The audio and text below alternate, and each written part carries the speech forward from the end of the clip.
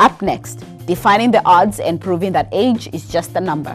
What she says about the formula behind a perfect body and how she got hers at 62. And little changes make huge changes over time. So at 62, I'm in much better shape than I've ever been in my life.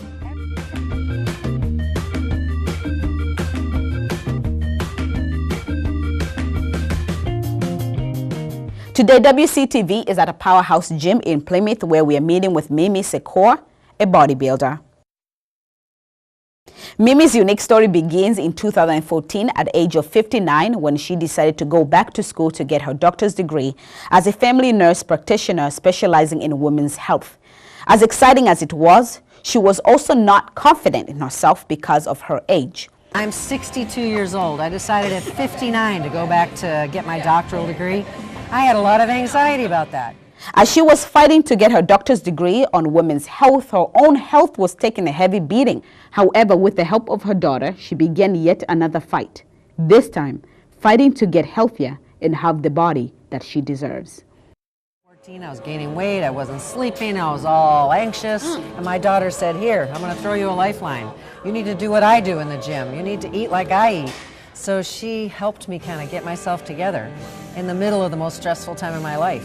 That lifeline Mimi is talking about challenged her to go beyond the normal, pushing her body to break the limits that she thought she had. All right, you got it? Yeah, just good form. Press. Nice. Now, you did not just come to the gym to work out. You took it to another notch.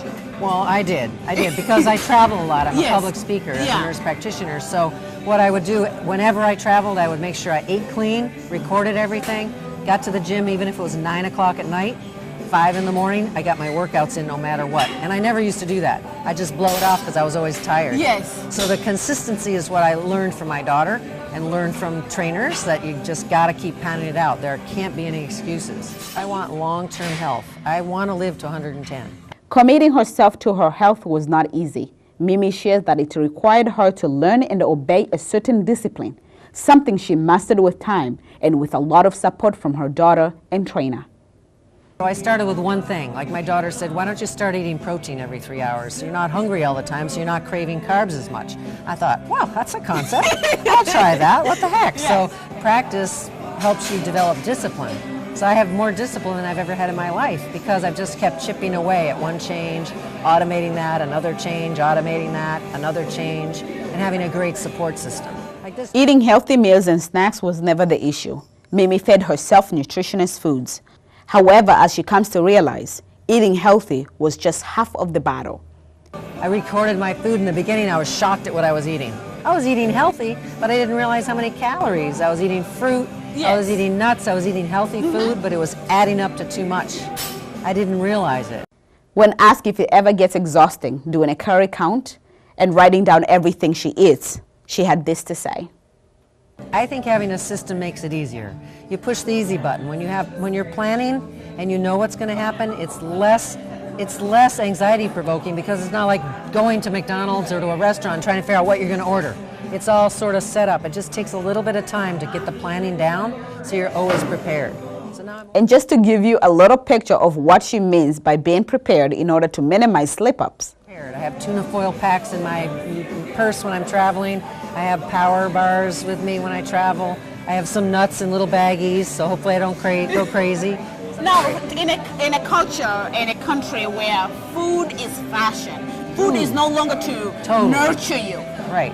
I mean, once again, it must be exhausting. It's not so exhausting. I have a system. Like the minute I hit a restaurant, I order a salad with no dressing. So if people are eating bread around me, sometimes the bread basket will come and I'll block it with a menu or I'll block it with my cup of water or something.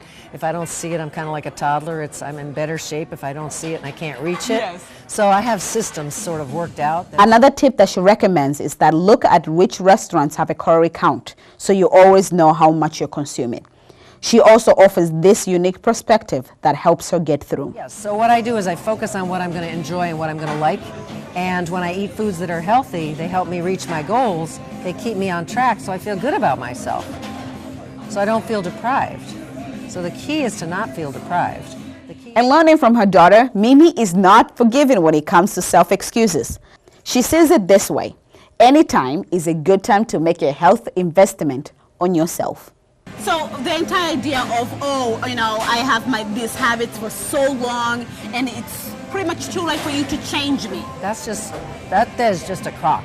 That's a crock. I'm telling people that they can't give up on their dreams. So many of us over the age of 50, we just give up.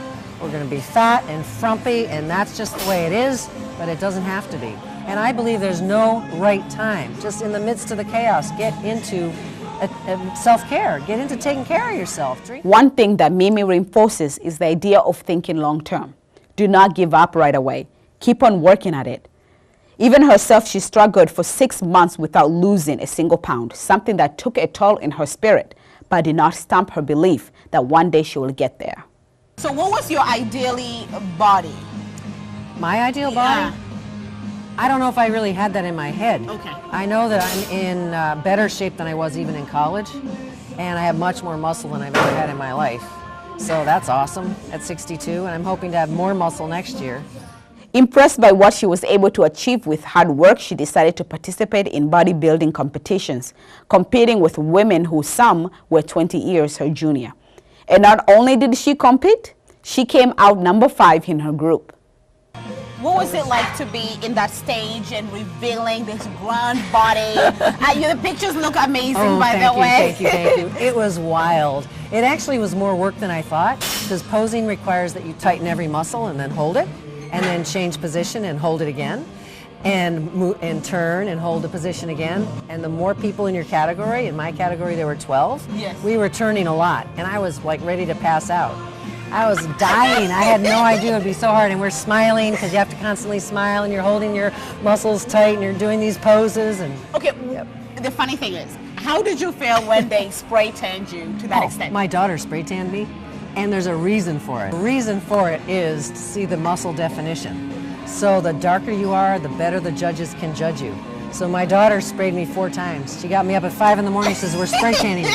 And then at 7 o'clock, we're spray tanning you again. And the day before, she spray tanned me. And then again, she spray tanned me. So I was all layered up. Mimi shares that the hardest part of her journey towards her improved body and health was learning consistency. And apart from every obstacle in her way, she was also fearful of something that took more than learning and practicing, something that required her to dive deep in her heart and believe. I was afraid of being successful. I was afraid of that I might actually look good. And so I was kind of derailing myself by overeating because of that fear of actually looking good. I might actually accomplish my goals. And why would you fear that you would accomplish your goals? I don't know. I just had this anxiety that I might actually look great out there on the stage. So what's next for you? Another show next year, and I hope at the end of the year. And also I'm writing an ebook, and I'm working on a documentary about my fitness journey to try to inspire other women and men to get healthy and fit at any age. And also working with my daughter. We have a Coach Kat and Dr. Mimi program on Facebook. Yes. And also we're developing online programs and ebooks together because she's been so influential in helping me. To give us a little taste of what it takes to have those strong abs, Mimi grabs a broom and hops on an incline bench to do a type of an exercise that she calls helicopter. And now this is really good for your abs. We'll let you try it, Queen, after. Oh, Really wow. twist, really twist. Twist. Turn your head as you go. Look in the direction. Good. There you go. God almighty. Crunches. You can put your hands in front of your body if you need to. I think I'm about done. Let's go. Show them what you're made of. Yeah. You want a 6-pack. This is what you got to do to get it. And then go into side twists real quick. Side to side. 20, 19, 18, 17, 13, come on, 12, 11, 10, 5, 4, 3, 2, 1. Good job. Let me tell you, that exercise was no joke. I attempted it, and I'm proud to say I failed miserably. All right, now I'm going to have you it. drop this and do crunches. Straight into crunches. You can do it. Let's go. Crunch. Crunch. Stay up a little higher. Up. Right here. Crunch. There you go. Crunch. Crunch. Crunch. And now do twists. Twist again. Sideways. Good job. That'll get you.